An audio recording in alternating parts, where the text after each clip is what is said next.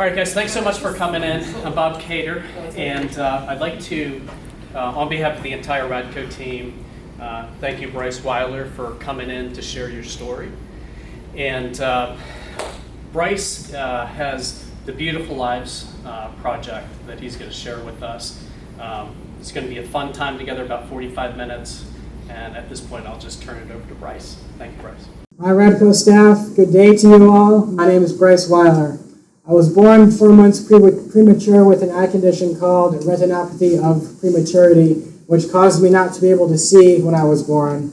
Being from the Midwest, listening to college basketball was very important to me, but it might not be some of the same teams that your staff might listen to in your various states where you have offices in states such as Georgia, South Carolina, Oklahoma, and Texas. Growing up, the college basketball teams and the broadcasters who meant the most to me because of how they brought the pictures of the game to life for me from the radio were Don Fisher of the Indiana Hoosiers and Brian Barnhart of the University of Illinois in Champaign. Now, listening to these two commentators, I was able to learn college football in the year 2003 and learn college basketball during the amazing 2004-2005 University of Illinois Fighting Illini season when Bruce Weber's team almost defeated Coach Roy Williams and North Carolina for the national championship.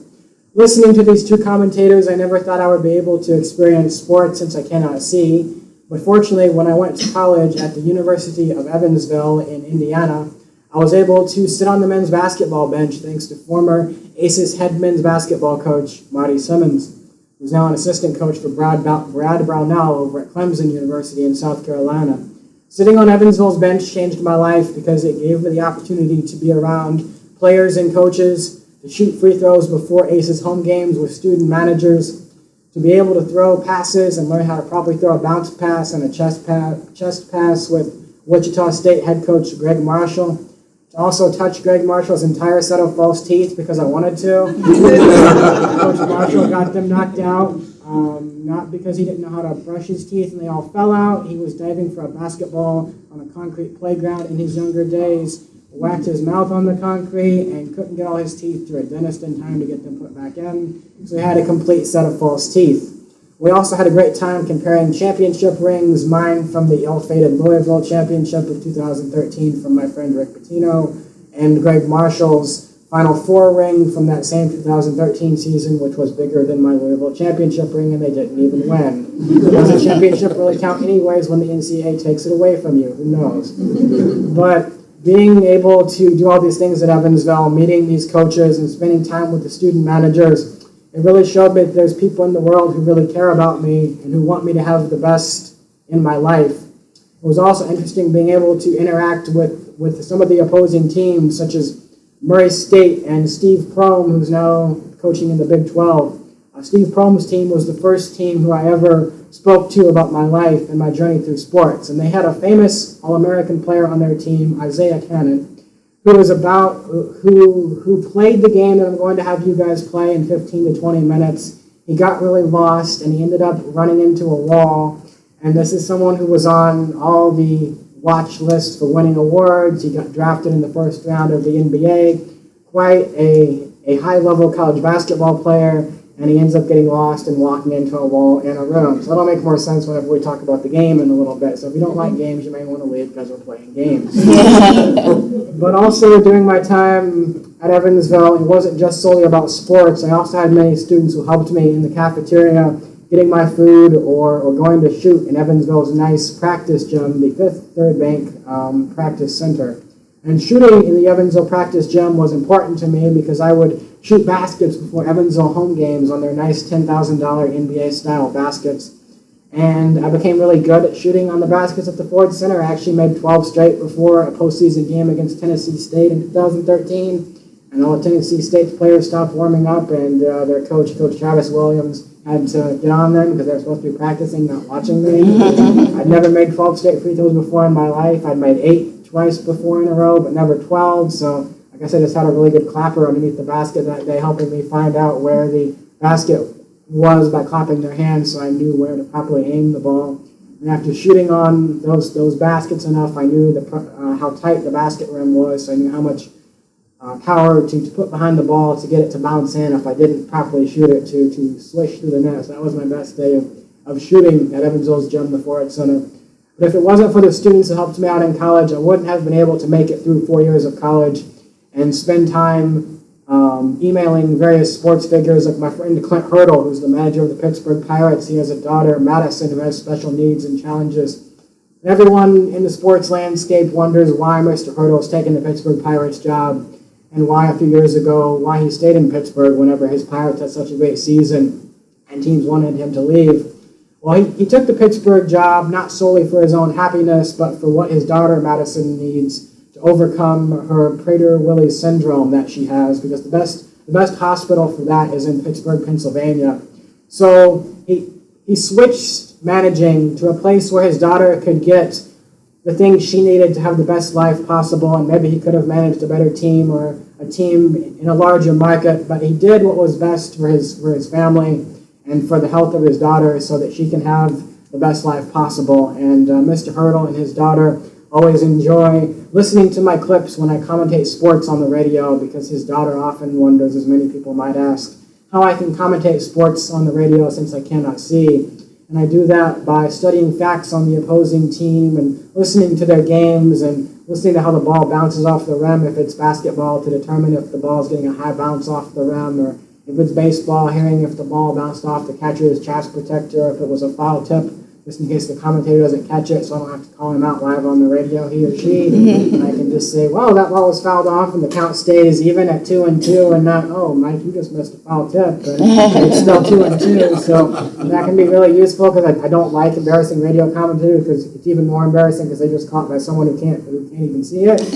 So I try not to call them out as few times as I have to, but Mr. Hurdle showing that sacrifice for his daughter, taking the best coaching job where she can get the things she needed, often makes me think of the students that helped me out at Evansville. Now, they would help me get my food, but I have trouble keeping my glass stable, like glasses of water. Yeah, I've never learned how to carry them stable on a tray, and I still get in trouble by my parents. They're like, you still haven't learned how to carry that glass stable? I'm like, no, I still haven't learned how to carry that glass stable.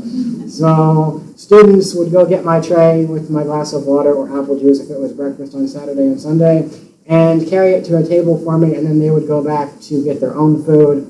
And I even had them scheduled, so I had different individuals. So I ate with Monday, Wednesday, Friday lunch, and Tuesday, Thursday dinner, and Saturday, Sunday breakfast. Anyone who'd be up at 11, that's hard to find in college, but lots of people. And doing that, it really showed me how great people can be, and I really took that for granted, along with sitting on the basketball bench at Evansville. And then when I went to graduate school at Western Illinois in Macomb, Illinois, I wasn't able to sit on the basketball bench. I unfortunately wasn't able to commentate many games because the athletic department didn't think I could do that since I cannot see. And it was a lot harder for me to find students who wanted to help me get my tray or go wherever I needed to my various speaking engagements to sports teams and other places in the town of Macomb. And it really taught me to never take things in life for granted, because I definitely took for granted having people scheduled Monday, Wednesday, and Friday. Like Monday would come and I knew what two guys or girls I was eating with for lunch and who was eating with me for dinner. And in graduate school, I had no idea who I was eating with, and there would often be times when I'd be standing down by the cafeteria and asking various people who'd walk by if they wanted to eat with me, and they would tell me no or just ignore me. And it got really tough, because there's only so many times you can ask someone if they want to eat with you before you just get frustrated. But I didn't want to show that I was getting frustrated, because then they would see they were winning, but maybe some of them did want to see if I would get frustrated. It's kind of hard to figure out their mind when you ask loads of people if they want to help you and they all turn you down or just ignore you. But I finally did find some people who wanted to help me at graduate school, both getting my tray and also coming with me to my speaking engagements to North Dakota State's volleyball team, and my friend Joe Glenn's South Dakota Coyotes football team before he retired, and then various things like that. So I really learned that in graduate school, that you can be promised things in life and then you don't really get them, not through faults of your own, because I'd already proved I could commentate games at Evansville, commentating over 90 ACES sporting events on the radio. I'd already raised large amounts of money through fundraisers for Susan G. Komen and various other causes, through getting signed items to my various friends, Brad Stevens, who was at Butler, now he coaches the Boston Celtics, Rick Pitino, used to coach Louisville, John Calipari's over at Kentucky, various other people. But at graduate school, they didn't want to let me do these things because they didn't think I could since I cannot see. So I went to graduate school because I wasn't finding any jobs whenever I finished up at Evansville because there were parts of a job I couldn't do. I could do 95%, but I couldn't do 5% because you had to do Photoshop or you had to do Google Drives or Google spreadsheets, all the fancy documents that you guys probably use in your day-to-day business that don't really work well for someone who's blind and uses a screen reading program like my screen reader JAWS, which stands for Job Access with Speech. So I went to graduate school hoping I would get more of these opportunities and didn't really get as much as I wanted, so it was still hard to find a job when I finished at graduate school. So I started figuring out email formats for sports teams across the country and seeing if they wanted to have me help them make their stadium accessible. I'm also quite adept at making buildings accessible with tactile strips, reading Braille signs, helping people who set up buildings figure out if the threshold they're making can be accessed by wheelchairs or if they need to lower it. Because nothing's worse than you make a nice new building and then you have to fix it. It's a lot better fixing a building that's 20 years old. It's kind of like fixing up a car you've had forever and you love it, so you want to fix it. It's a lot more frustrating fixing a new building when you just built it and you didn't know how to set something properly. So I work with sports teams to make their stadium more accessible. So Baltimore's baseball team was the first team I helped over at Camden Yards. And I've helped them with making Camden Yards more accessible, also with helping them wear Braille on their jerseys last year to honor people who were blind and show the importance of reading Braille. So they actually mailed me a Braille jersey, and it's probably the proudest sports item that I have. And I've got various signed things, but being a part of that program and putting food menus in Braille for the 150 blind fans who came to that program, it was really great to be able to do that, and also for what Baltimore wanted to do to help these fans be able to overcome the obstacles and challenges and show that it's okay to be different and to read with your fingers and how that can open up the world back to you, to read the newspapers or read the bathroom signs so you don't walk into the wrong bathroom. I've done that before. That's embarrassing because I didn't read the bathroom sign. I just thought I was at the right place and I walked one too far and went into a women's bathroom and then I ran back out. And doing things like that, helping sports teams to really understand the value. I'm not just picking one certain group of individuals who have special needs. Right now, the favorite group to pick for sports teams is fans who have autism. They will do everything for a fan who has autism and a family of someone who has autism, from special sensory bags to sensory rooms to various other things. And they're winning all these awards for doing things for people who have autism, but they're not doing as much for fans who are blind or fans who are in wheelchairs or fans who are deaf. And when I do something with a sports team or I help a company make a building accessible or I set up a specialized program, I don't say we're picking one group of people with special needs. We're either going to make it accessible for all groups of people who have special needs, or if there's one group we can't accommodate, such as if you're doing something on a basketball court, wheelchairs can potentially scratch up a basketball court, and the courts are about $90,000, so it could be somewhat understandable if a sports team would say we don't really want someone who's in a wheelchair on our court. If they can't cover it for whatever reason with a sheet or something, then having someone who's in a wheelchair for that type of event may not work. But you schedule something they can do, or you schedule them outside on a concrete court, which works for everyone, or you split it up or make it in whatever way works. But I don't really do programs where not everyone can be included because I know how hard it was to not be included during my time at graduate school and have to struggle to find people who wanted to help me. So I know lots of famous people like Adam Silver, the NBA commissioner, John Calipari, who I told you about, Brad Stevens, Clint Hurdle. But you don't have to be a famous person to impact people's lives. All the students who helped me out in college, my friend Kylie Lewis, who was on Evansville's dance team, I met her my first day of ever sitting on Evansville's basketball bench when I was a freshman. The team went back into the locker room for their pregame chat from my friend Marty Simmons, and I never went back because Coach Simmons got a little animated and excited during his chats, and he stressed me out. So I sat on the bench. And I was sitting there by myself, and I was kind of scared because there was 4,000 or 5,000 people in Roberts Stadium at the time, but before they tore it down. Now they play in the Ford Center. So I was sitting there lonely by myself, and Kylie came over and talked to me, and it really helped me not feel nervous about sitting on the bench. And she was someone who really helped me out a lot for 4 years. She shot free throws with me. She came to my time when I first met Clint Hurdle, the Pirates manager, in 2014. So that was really special for me because he was the first ever baseball coach or manager who was willing to take time with me to teach me more about baseball and pitching styles and things like that. So it's things like that. Like you don't have to have a Wikipedia page to impact someone's life. I mean, it's fun reading Wikipedia pages to see where someone got drafted or the random legal trouble they got into in 2009. But if you don't have those things, you can still impact someone's life because all the students helped me out in college or in graduate school. They're still just as important to me as the coaches and things like that. So after doing more of my work with Baltimore, I went to a blind training program where I learned how to cook and also to use Excel and PowerPoint, because I never learned how to use Excel and PowerPoint in college. Don't really know how I made it through without it, but I guess I had some group projects and I made it through somehow. I could use it a little, but I couldn't use it well enough and thought it would help with my consulting work for sports teams. So I went to a blind training program, learned how to cook and do Excel and PowerPoint, and crossed 8 lanes of traffic in Chicago and learned how to do that. 8 lanes of traffic is great. It's actually really good practice, so you do 4 lanes and it's not stressful anymore if you've done 8.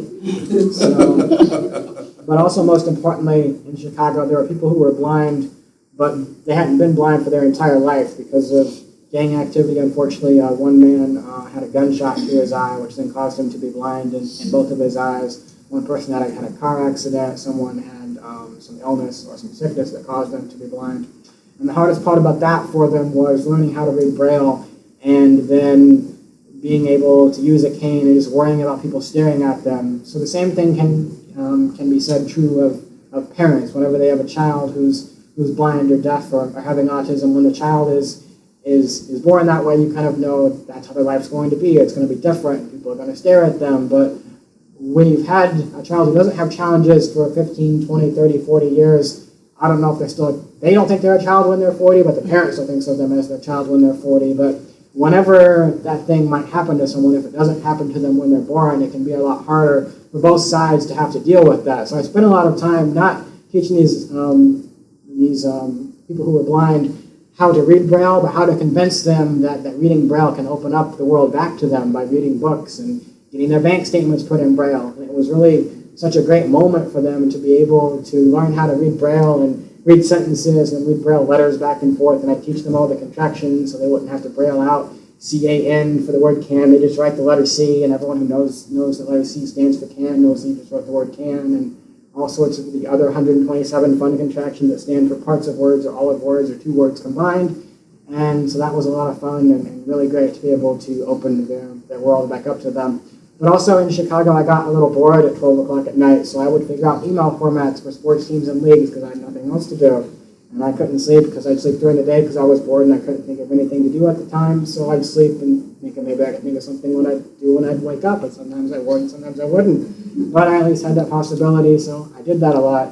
So one of my emailings and figuring out a sports teams, I figured out the email format for Rick White. Now he's the president of the league where the New Britain Bees play in.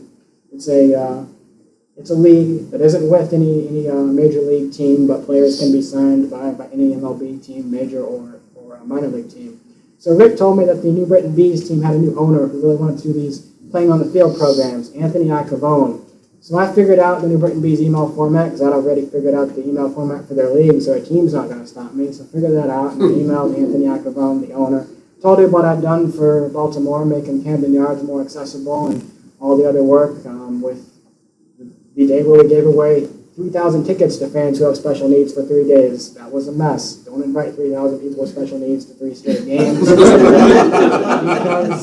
we have individuals who need sign language interpreters and blind individuals and everything else showing up at once. But I didn't make a single mistake. That was my first ever consulting work I've done for the Orioles, was 3,000 individuals with special needs showing up over 3 days. But helped them out, got everything they needed, so now anytime I have an event like the one I had last night in Cumming, Georgia, I just think of 2,000 or 3,000 people and it's okay. So I emailed Anthony, the New Britain Bees owner. He flew me out to Hartford, talked about what I'd done for Baltimore. I guess all his staff was impressed that I traveled out by myself because they were randomly whispering about it and I caught them sometimes. And then told him what I did, talked about how much sitting on the basketball bench meant in college for me, and how I wanted to give those same programs to people all across the country who had special needs and challenges. He told me that was something he always wanted to do. Said he had had a group in mind, which turned out to be my nonprofit, the Beautiful Lives Project that I'm helping run now as the co-founder. He actually had something else he wanted to do with the nonprofit, doing counseling for individuals who have special needs and challenges, but he gave that up to me so that I could live my dream of being able to give back for all of the things that I've been able to do in my life, just sitting on the bench and commentating games. So every time that I run an event or a program for him, I try to make the event the best that I possibly can be and set up whatever someone wants to have set up. We do have 5 categories, like Field of Dreams, which is sports playing on the field days. We got an art category, on stage, which is where you do things with like music and singing. Nature of things, which is where you do things out in nature.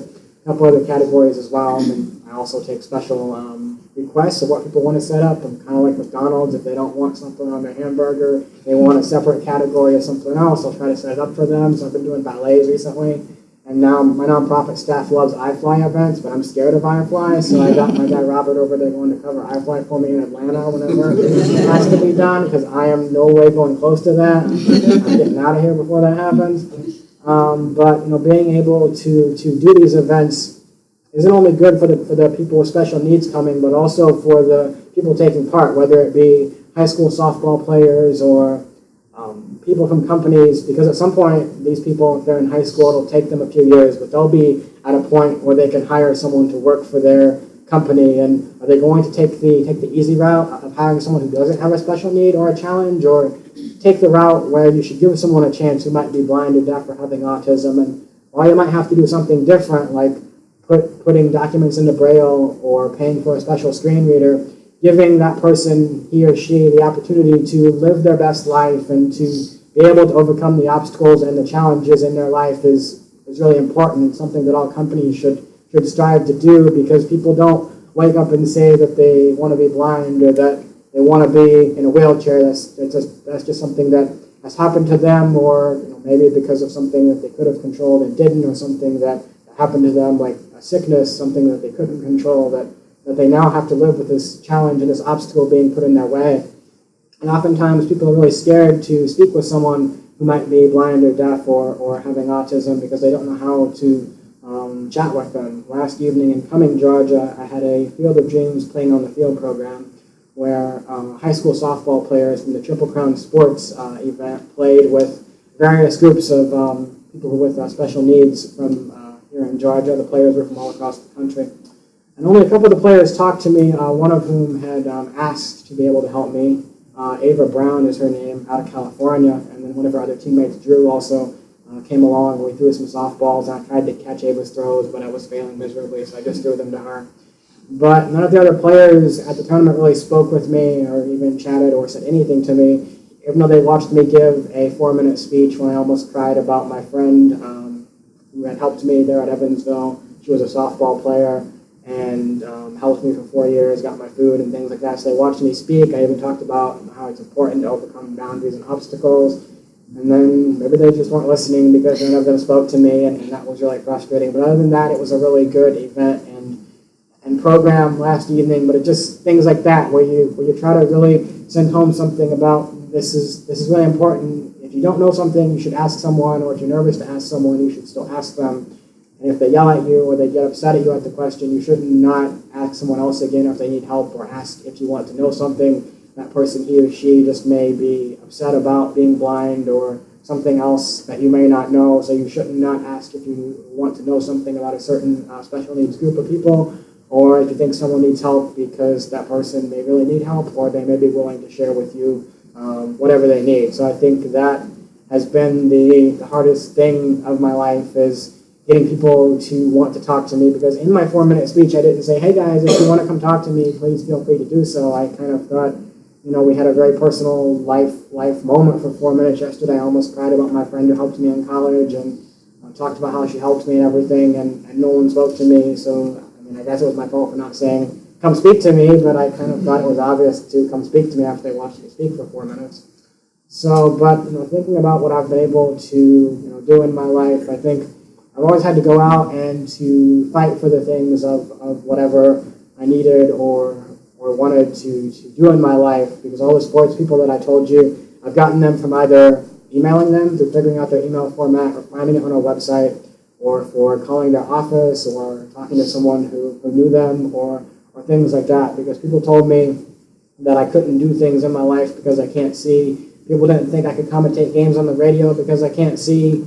People told me Rick Pitino was never going to call me back because he's a famous basketball coach. I'm still friends with him, even with the troubles he's had in his life. Maybe some of it he didn't do, maybe some of it's true, maybe some of it isn't. It's not my place to really judge him for what happened, to cause him to lose his college coaching job. I just know the things he's done for me, giving up his piece of Final Four net whenever Louisville defeated his protege Billy Donovan in 2012, because Coach P knew that Butler's old coach Brad Stevens had given me a piece of the basketball net whenever Butler defeated his same former player Billy Donovan in 2011 to go to the Final Four. So Coach Pitino, it's his first Final Four since 2004, and he gives up his piece of net and has one of his players go cut it down for me. It's something that I still have at home.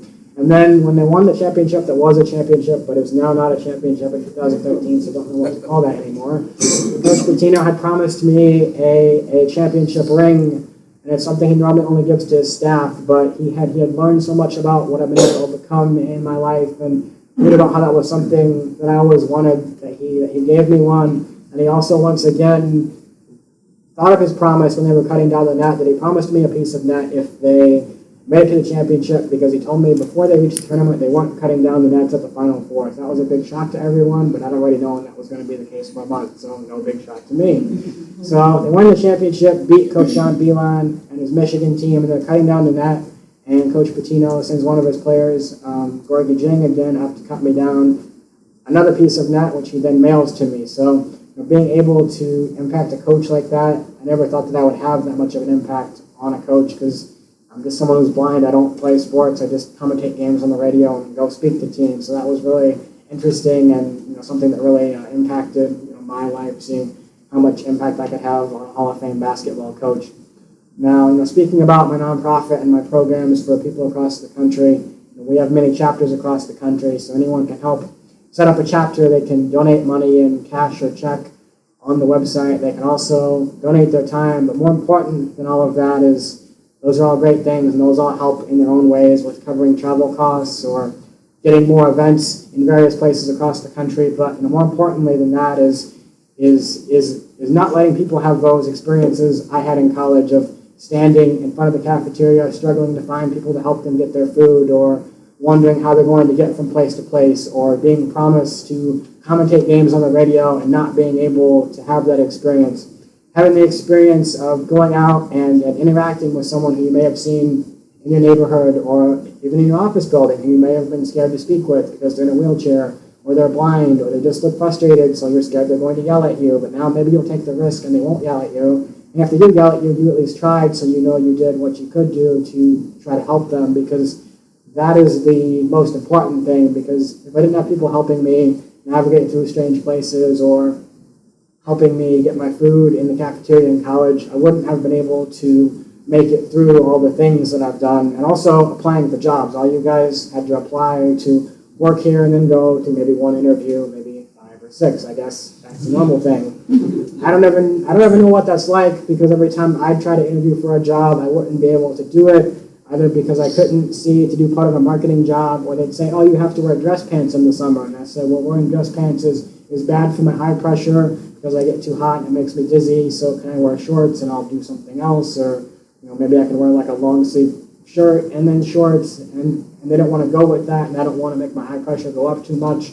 So then, that takes me out of the job pool. So everyone always has their interview story. All my friends get a new job, or they move to a new city and they tell me their story about their job interview, and they're like, so what's your newest job interview story? And I'm like, well, I emailed, John with the Orioles, and I'm now doing this as their disability consultant, or I'm getting paid to speak to this state staff because I emailed this governor or whomever. So I never really know or have known what it's like to interview for a job and get it. I guess I'm just fortunate enough to email people and they like what I can do, or they've seen what I've done in the past, so I'm able to do that. But I know that a lot of people who have special needs, they're kind of scared to do that. I don't really care if people don't like what I have to tell them, or if they don't think what I have has value, because I think it's important, and I do think some of the things have value. Some of the things are probably obnoxious and annoying, but that's okay. But I've just realized that I have to do things and that I'm the one who has to get them done for myself, because people have always said that I can't do things, or they've promised me things and then they haven't came through with them. So I've had to be the one to go out and to try to get them done. And if I could have two dreams in life, dream number 2, far behind dream number 1, would be able to see at some point, so I could see all of my family and friends and people like that. But dream number 1, far ahead of dream number 2, would be to stop having people in this world that have to be born with special needs, or become blind partway through their life and things like that, because that could be really hard for the parents and also for the person going through that. So I hope at some point that I'm going to have to find a job where I don't know what I'm doing, because I'm not making buildings accessible for people anymore. I'm not setting up these specialized sports programs or things where they can do things with a cheerleading or a dance team, because it would be great if everyone was the same in the world. But also at the same time, if everyone was the same, then there wouldn't be that same grateful feeling for Kylie, who helped me out in college, and Haley from Triple Crown Sports, who's helped me out for 9 years, who I put on the program with the fans with special needs playing on the softball field in Cumming, Georgia yesterday, because I definitely feel that I have a greater value for people and for what they can do to help others, from having some people help me and having go through the struggles of not having people there to help me when I need them. So when I think about jobs and companies, sometimes you might see someone who's blind or having autism working at McDonald's or in a grocery store or places like that. And I often wonder, is that the best job they can really get for themselves, or is that the only job they've been given the chance to get because people who are in higher up roles don't really think they can do another job with a higher value or higher pay grade? So I think giving people that chance, if you're at a company, or if you have friends at a place who can do that, maybe where it isn't a full-time job, but they work 5 or 6 hours a week, and you move them into a role, or maybe they aren't really the best for that role, but they can't do 40 hours a week of it because it would hold your company back. But at a 10 to 12 hour level on a weekly basis, it isn't really holding your company back too well or too far, and that's really helping that person feel like he or she is a part of the world. Then that's important, and that's what companies should do, because at any point in your life, driving home or you've been walking downstairs, something could happen to you, which then you could call me to want to learn how to make a building accessible, because now you have a problem with your leg, or you might walk into a wall really hard and now you can't see out of one of your eyes, and now someone needs to learn how to read Braille or how to navigate using a cane. So you never know when that challenge might affect yourself or someone in your life. So I think always thinking about that is important, and also never taking things in life for granted, because you never know when they're might change. I mean, I would like to be able to see at some point if I could do that potentially, but I also know that I'm lucky to be able to do all of the things that I've been able to do in my life. Being born 4 months too soon, most of the doctors didn't think I'd be able to live and to make it through out of my first few weeks of being born. So being able to do all of the things that I've been able to do with commentating on the radio, sitting on the basketball bench at Evansville, speaking to so many teams about my life, and being able to use my journey and overcoming obstacles to inspire people. I really think that's something that I can really use to help others, because everyone has their own story about what they've had to overcome. It's just whether he or she decides to use that story and how they decide to use it, and also what type of a message do they try to use it. I mean, I could be upset about the people who didn't want to help me in graduate school, but it just showed me how much of a silly person I was to take for granted all the people who helped me out at Evansville. And I don't take things for granted like that anymore. Whenever the girl Ava from California helped me last night, I made sure to text her, because she's young, so she doesn't like phone calls. So I made sure to text her after the event and thank her for helping me. She did call me on FaceTime this morning. I'm like, were you trying to do that? She's like, yeah, I just wanted to see how your first speech went. I was like, oh, that's good. But doing that is important, because after going through how hard that was for me in graduate school, that really showed me the value of when you have someone who cares, you need to really show that back to them and also try to pay that forward to others. So I think it's time to now play a game. I'd like to have 2 of you come up here, and you'll get to see the game that the All-American Isaiah Cannon played at Murray State, who's now in the NBA, and forced him to walk into a wall. That's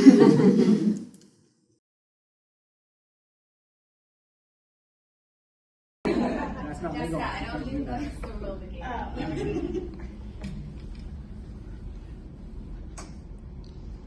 Where's she going? Wait, Jessica, I'm over here.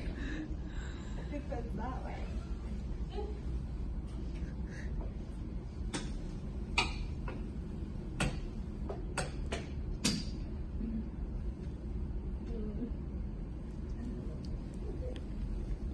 You guys need to tell me if I'm gonna hurt myself. You're doing a great job. After.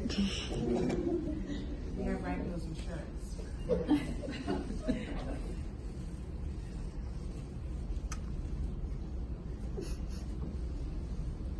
Got a little too far. That's a lot too far. That's not You're in a corner right now. I am? Better. You were. You got out of it. You were close. Can she toss me again? If you ask her to, no. Kyle. Warmer. So.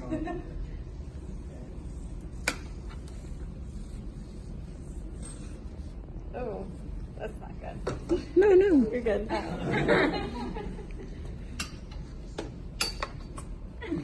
Am I here?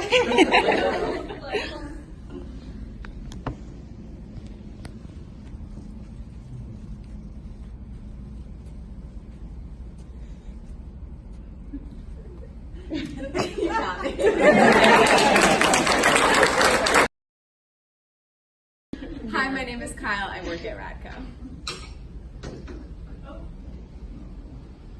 I could crawl under the tables and I can retain it. I have to get back to the middle, I think.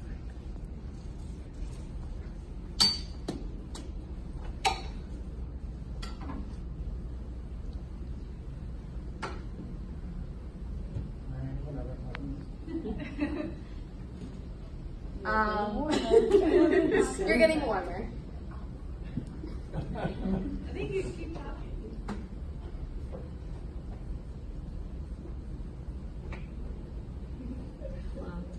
You found me. So what did that teach both of you about things you might use in your life or in your daily work here at RADCO? Obstacles can be good. They help There's- guide us. Here's something I observed. I mean, don't be afraid to ask for help. So I think, doing that, playing the game with Isaiah Cannon in the first ever speech I gave to Murray State, I didn't really know what I was doing and I was really nervous, but I thought that would be really fun. It was really changing for Isaiah Cannon and Steve Prohm and the rest of his players that season, and they really learned that you shouldn't take playing basketball for granted or taking obstacles and challenges in your life. So I think in closing, and then hopefully you have lots of good questions, because I get mad when I spend all this time preparing and nobody has questions. I woke up at 3 o'clock to study and plan my jokes and plan my games. And I had to do this twice over, but I actually think you've gotten the better of the jokes and of my speech today in time number 2, and normally time number 1 is better. So just don't ever take things in life for granted. Always be willing to help people. If you ever want to do things for my nonprofit, you can email or call me or text me. If I text you back and it types a cuss word, that's just because Apple hasn't got the I actually lost a volunteer at an event recently because instead of typing disabled participant, it typed disabled idiot, and she got really mad at me. And she didn't want to help anymore, and she got really mad. So now I have to specify if it types something bad. I wasn't meaning to, because it doesn't always let me read through it, and I just hope it doesn't. So if anyone ever wants to call me or text me, my number is 812-899-5673, 812-899-5673. And my email is Bryce, BRYCE, @beautifullives.org, BRYCE @beautifullives.org. Our nonprofit website is www.beautifullives.org, beautifullives.org. We have lots of good videos, including the Why We Do It video, which I don't like, but everyone else loves it because I cry. So everyone puts the over-under on how many times I cry before they watch the video, and then they watch it. So whatever questions you guys might have about anything I've talked about or not talked about, or something you ever wanted to ask a blind person but never did because you didn't think you should, you can ask me, and let's start now. Go. I have a question. Bryce, you and I talked a little bit earlier about the baseball game for the blind. Beat ball. Yeah, so can you talk about that? And my other part of that question is, have you ever had sighted people play the game blindfolded, try to play the game blindfolded? So sighted people can play beat ball blindfolded. We actually had a nice team of 17-year-old high school players from Georgia playing yesterday against the Athens Timberwolves beat baseball team. And in beat baseball, the pitcher is 20 feet from the batter. He or she, it can be a male or a female pitcher, and the pitcher pitches to the members of his or her own team because he or she knows the swing of their bat plane best. And he or she tries to get the ball to meet their bat and get it hit deep into the outfield. The ball beeps based on, the telephone booths that are disappearing, and everyone is either happy or sad about that because they like to go steal change for the vending machines. Well, the bells from those telephone booths are used to make beat balls. So when no telephone booths exist in the world or wherever they get them from, I don't know how they're making beat balls anymore. I guess they'll figure it out. But the ball beeps and it is hit into the field. There's a beeping base, not a beeping monument, which will be set off by someone who chooses either down the first or the third base line. And the runner will run towards the beeping sound, which is at a higher pitch than the beeping ball, not baseball or softball, but just beeping ball that is hopefully hit far into the outfield. There is a spotter who will call numbers corresponding 1 through 5, which correspond to the fielders, and the fielders will then move to field the ball based on if the number is called short, that means it's a short ball, they should run in. If it's called long, like 3, then they should go back. If it's called mediumly, they should move a little bit, things of that nature, and that's how it works. Wow. I have a question. You said volunteer work. What kind of volunteer work would you help So with? volunteers for various events across the country. If you know individuals who have special needs who say want to do something with the cheerleading team or even want something with a category we don't have, like a cooking class, you can email or call me and say, I've got 5 people in South Carolina in this town who want to do this, or 5 people in Alaska. I don't know if I can set it up in Alaska, but I try. Or 5 people in Hawaii. I have to stay up really late to set that one up and start at 12 o'clock because of the time difference, but I do it, I guess. So whatever category someone wants to help out with, or if you have like a special type of event you've always wanted to volunteer to do, or something you did previously, like cheer or dance or something, or ballet that you can't do now, or you don't do now, or whatever you want to volunteer or help out with or set up would be fantastic. I have a question. How do you do day-to-day, like your daily kind of activities, and like what do your parents think about what you're doing now as far as like kind of, how did you even get it, go about it and have your, parent support with it? I guess my parents like it. They've never said it's bad. And normally now they just have to drop me off at a train station because I don't like flying, and trains are cheaper, so when you run a nonprofit, you try to save money because that's more times you can do money with something else. So I take trains a lot of places, and how do I do my things? Well, my phone talks to me, so that's how I read all my emails and listen in a super fast speed because I don't want people to hear it, so we can play with that at some point if you wish. Let me know. My computer also talks to me, so that's how I listen to my emails, not as fast of a speed as my phone. My phone is set on the fastest speed possible. And then there are nice apps that can read money to me, tell me if it's a $50 bill or a $1 bill. There's also a nice app called Be My Eyes. Y'all should download it. It's quite fun. Some of you may have it. It's where people who are blind or have challenges seeing can call in and they can ask someone to do anything for them. I have them read me food boxes because they're not in Braille, so they help me cook my microwave meals every day and tell me if I'm eating steak or chicken taquitos or whatever microwavable thing I have. So that app is great. They would just call you during your set time zone, so if you're Eastern, it'd be between 10 and 10 Eastern time on a daily basis. And they wouldn't just solely be calling you, they would choose a group of, 10 registered numbers, and they would call those 10 numbers for about 20 seconds, and if no one from that 10 picks up, they'd call the next 10 on their list. And I guess there's a long waiting list because there's about 700,000 or 800,000 people who can see and only about 40,000 to 45,000 people who are blind. So someone who I met recently had the app for 6 months and just got her first call 2 days after she met me, so that was exciting, and she answered, so that was fun to hear who she helped and what she did. Did I miss a part or not? No. Okay. But I did have one more question. Okay. So did you get like the drive to like, and the push to do this because like, did your parents make you do certain things at home? Like when you were younger, and instead of having the like, I can't do certain thing attitude in order to get that attitude that you have now to like be driven on your own. Did you get that like from your parents pushing you to do different things on your own and learn how to do, like, did you still have to take out the garbage, wash the dishes? Stuff like, you know what I'm saying? Like stuff like that. Like, Yeah, like, I mean, I did have to wash dishes when I was younger and do laundry and things like that, but I guess really when I went into college, I knew this was my time to figure out what I wanted to do with my life, and then I'd have to try to do it for myself. So, you know, from lining up people to eat with me, to setting up speaking engagements, to becoming friends with people in sports who could help me, those were all things that I worked on doing and worked on setting up. So I guess, you know, that's really where I found it, and then really found it in graduate school when I didn't get to do these things, and I saw how hard that for me and how unhappy I was and how unfortunate it was. I took those things for granted at Evansville and didn't probably thank people as much as I should have who ate with me all the time. What did you study in school? Sports management and sports broadcasting. Cool. Were your parents terrified once you go out on your own?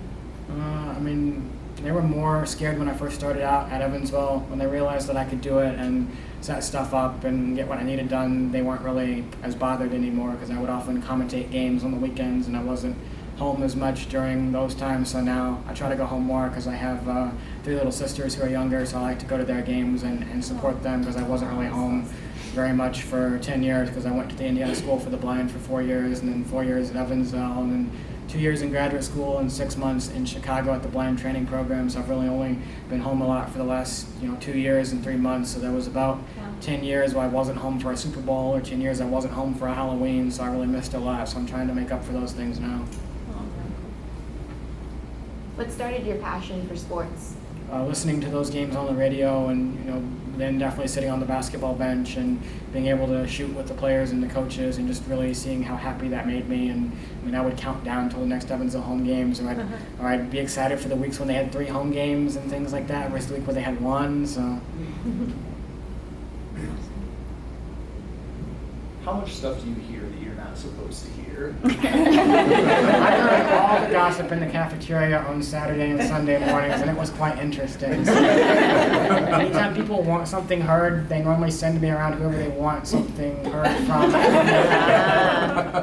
Just the perfect spy. And then you seem to be really, really good at remembering people's names. Do you have a strategy for that, or is it just kind of a natural ability that you have? I mean, I have 1,328 people in my phone because I got rid of 2 this morning because I don't talk to them anymore. So, and they don't talk to me, so I went down 2. But I try to call everyone so often, and I have to know what they do or who they are or how they became in my life. So I normally go through every so often and see if I can name what everyone's done or how they are important to me, to my life, in my phone. I need to do that in my phone. Bryce, you spoke about a program called JAWS. Can you explain that, how that helped you? So JAWS is a screen reading program for blind people, and it can read, like, on the computer. When I email someone, it will tell me all the letters that I'm typing and the words if I said it that way. I just have it read off all the letters so I can know if there's a spelling error. I can also set it where it makes a little buzzing noise when I have a spelling error, and then it goes back and fixes it at the end before I send out emails. And when I go on the internet and search things on Google or try to figure out email formats, it basically reads what's on the screen. So if it wasn't for JAWS, I wouldn't have been able to graduate from college or type all my papers that had to be typed or email all my random people to get my jobs, because I guess I just can't make it through job interviews because they won't let me, and things like that. So JAWS and VoiceOver on the iPhone really changed my life, because now I'm able to read emails on my phone and text people and hope there's no cuss words, and listen to their text messages at least if I'm scared there is a cuss word, and then not send it, and then just email them or whatever when I can type it out and know it's all typed correctly. So. Have you noticed any accessibility challenges in this office? I haven't went through it extremely enough yet, but I can if you want, and I can give you a report when we're not on video, and then I can let you know. Good answer. Have you ever considered using a guide dog? So I thought about using guide dogs. I'm not really a fan of dogs, but I thought about doing it just because it would make it easier for me. But then we actually had someone come in from one of the guide dog schools at my blind training program in Chicago.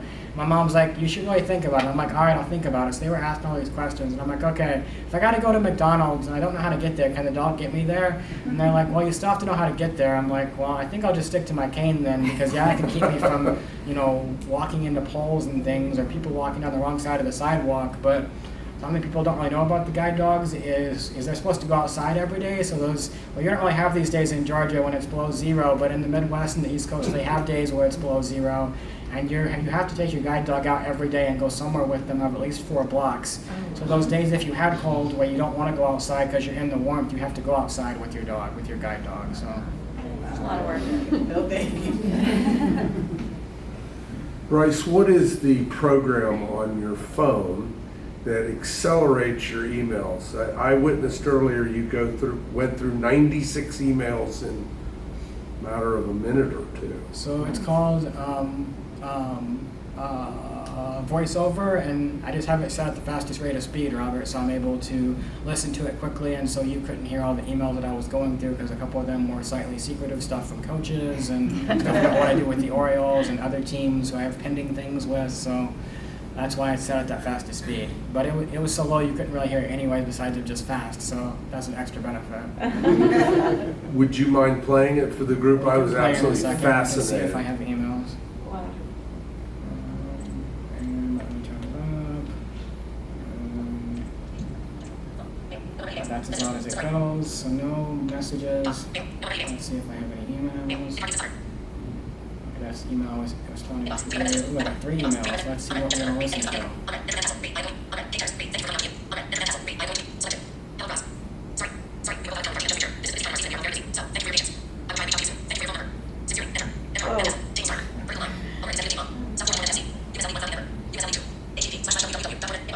So that was something from a soccer coach about helping out with their soccer team making their new stadium accessible, the South Georgia Tormenta FC, which is in Statesboro, Georgia.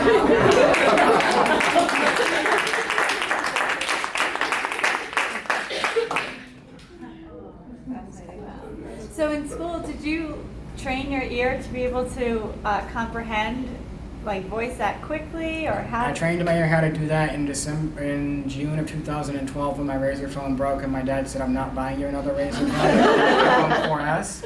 And I had no idea how to use an iPhone, and the voiceover manual wasn't on the internet very accessibly then, or very easy to find, and the people at the stores didn't know how to do it, so I trained myself how to use the iPhone over 5 weeks. Wow. And how about your memory, like just remembering things?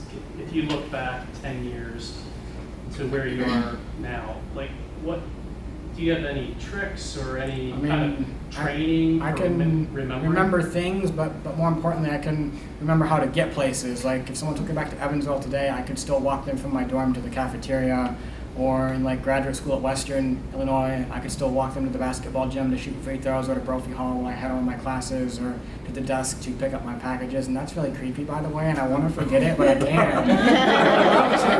Like sometimes I'm sitting there and I'm like, oh, I miss Ridgeway. Cross the street, feel the dip, trail the bushes, turn left, find the bench, trail, listen for the echo, turn right, listen for the echo of the concrete, turn right again, trail, listen for the echo of the door, turn left, walk to the double door, make sure it's closed, open that door, open the next door, walk right, walk by the fountain, stop, and wait on your person to come get you to eat with you. Yeah, it's kind of weird.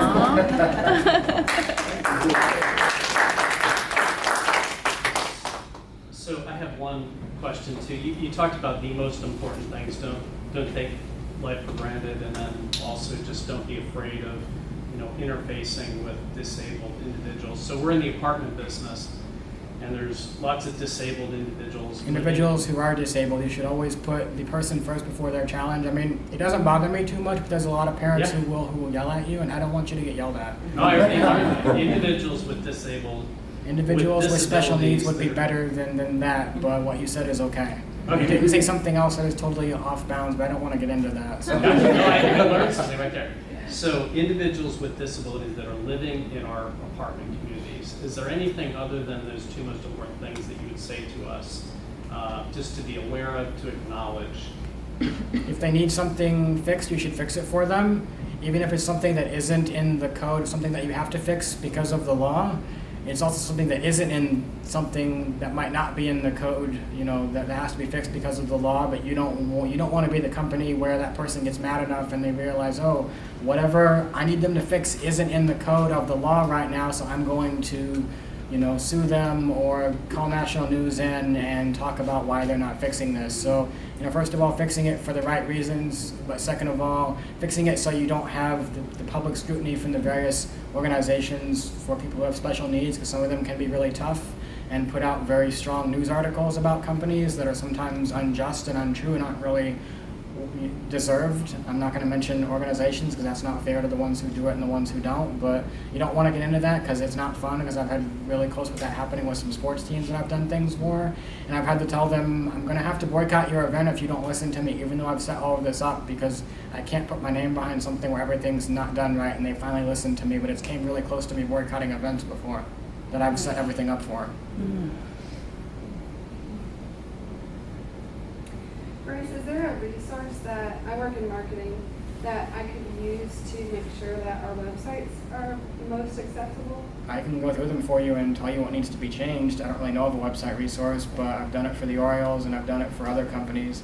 So I can do that for your website. Just give me, and I can go page by page and make you a sheet of this is what needs to be changed. For people who are blind, if they have trouble seeing, here's all the, or trouble with like colors and things like that, here's all the things you should put this way, all the things you shouldn't put, so they can do whatever, whatever group of special needs needs to do to be able to enjoy your website.